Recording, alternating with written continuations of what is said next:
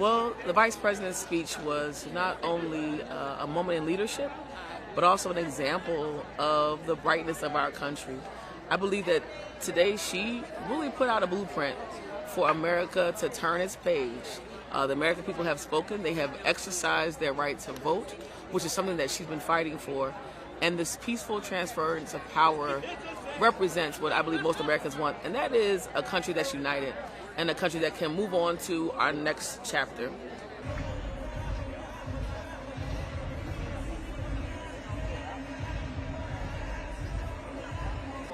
But the positives here is that we have now re-energized another generation of activists.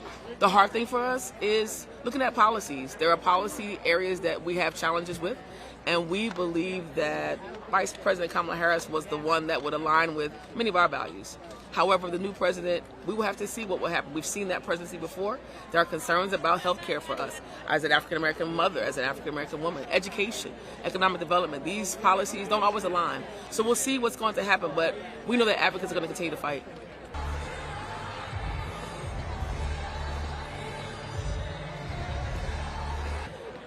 It feels disheartening, and it feels very divisive. Literally half of our country voted for one way of life and the other half voted for another.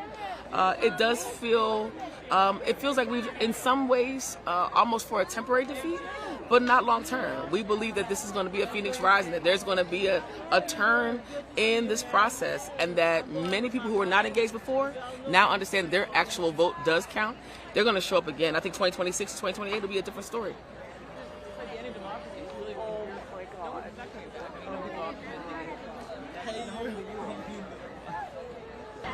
I thought she did a phenomenal job. She ended the campaign with optimism and hope, which is what people needed. And so I just hope she knows just how proud of her we all are.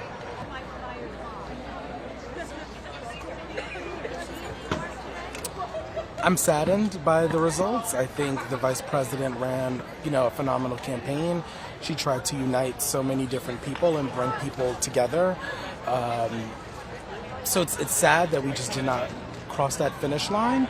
But I think despite people being sad today, I think people are going to be fired up for tomorrow. That's basically what the call of action was, is that we accept the results of the election, but we have to end this with optimism and hope. And so I think people are going to carry that optimism and hope forward.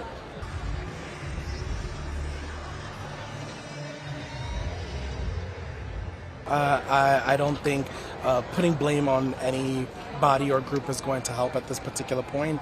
I think, we have elections, and sometimes they swing one way, sometimes they swing the other, but that's how democracy works.